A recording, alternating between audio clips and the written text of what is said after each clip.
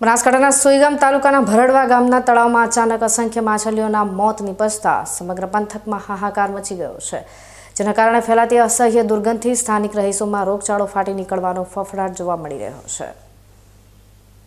સરહદી વિસ્તાર એવા સુઈગામ તાલુકાનું ભરડવા ગામ અત્યારે એક ગંભીર પર્યાવરણીય સંકટનો સામનો કરી રહ્યું છે, જ્યાં ગામના તળાવમાં અચાનક જ હજારોની સંખ્યામાં માછલીઓ મૃત અવસ્થામાં મળી આવી છે। આ ઘટનાને પગલે આખા ગામમાં ચકચાર મચી ગઈ છે અને ગ્રામજનોમાં અનેક સવાલો ઊભા થયા છે કે એક સાથે આટલી મોટી સંખ્યામાં માછલીઓના મોત પાછળનું અસલી કારણ શું હોઈ શકે। ઉનાળાની શરૂઆતમાં જ તાપમાનનો પારો સતત ઊંચકાઈ રહ્યો છે અને આશંકા વ્યક્ત કરવામાં આવી રહી છે કે પાણીની અછત અથવા પાણીમાં ઓક્સિજનનું પ્રમાણ ઘટવાને કારણે આ દુર્ઘટના સર્જાઈ હોઈ શકે છે। પરંતુ ગામમાં પાણી પ્રદૂષિત હોવાની ચર્ચાઓ પણ જોરશોરથી ચાલી રહી છે। હાલ પરિસ્થિતિ એવી છે કે તળાવની આસપાસના વિસ્તારમાં મૃત માછલીઓના કારણે ભયંકર દુર્ગંધ ફેલાઈ રહી છે, જેના લીધે ત્યાંથી પસાર થતા લોકોને મોઢા પર રૂમાલ રાખવાની ફરજ પડી રહી છે। સ્થાનિક લોકો હવે ભયભીત બન્યા છે, કારણ કે જો આ મૃત માછલીઓનો તાત્કાલિક નિકાલ કરવામાં નહીં આવે તો આ કાળજાળ ગરમીમાં ગામમાં કોઈ મોટો ચેપી રોગચાળો ફાટી નીકળવાની પણ ભીતિ સેવાઈ રહી છે। ચોમાસાની ઋતુ વીત્યા બાદ હવે ઉનાળામાં આવી પડેલી આ નવી આફતે ભરડવા ગામના લોકોની ચિંતામાં ભારે વધારો કર્યો છે।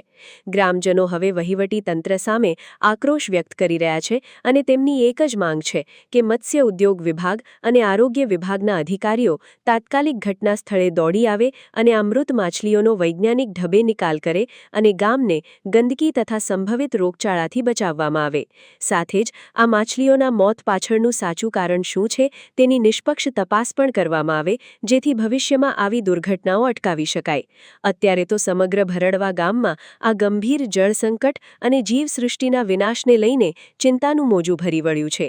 મુખ્ય તળાવ છે, આ તળાવની અંદર પાણી ચોમાસાનું પાણી ભરાઈ પડેલું છે, એની અંદર માછલીઓ છે, જે માછલીઓ અત્યારે આ ઉનાળાના તાપની અંદર મરી ગઈ છે અને જે માછલીઓ મરી જવાથી ગામમાં આરોગ્યનો મોટો પ્રશ્ન ઊભો થયો છે। અહીંથી જે માછલીઓ પડી છે એ કૂતરો લઈને જાય છે ગામમાં અને ગામમાં રોગચાળો ફેલાય અને માછલીઓ સડી રહી છે, જેનાથી આજુબાજુમાં રહેતા રહેણાંક વિસ્તારના લોકો આજુબાજુ નિશાળ છે, બાજુમાં નિશાળ છે, બાજુમાં શિવ મંદિર છે, રામનાપીર મંદિર છે અને હોસ્પિટલ આવેલી છે તળાવની પાળે, જેની અંદર આરોગ્યનો મોટો પ્રશ્ન ઊભો થયો છે। ગામની અંદર રહેતા લોકોને પણ આરોગ્યનો મોટો પ્રશ્ન ઊભો થયો છે। તંત્ર અને આરોગ્ય તંત્રને મારી વિનંતી છે કે તાત્કાલિક અસરથી આ માછલીઓનો નિકાલ માટેની કોઈ વ્યવસ્થા કરે અને દવા છંટકાવ કરી અને ગામના લોકોનું આરોગ્ય બચે એવું કોશિશ કરે।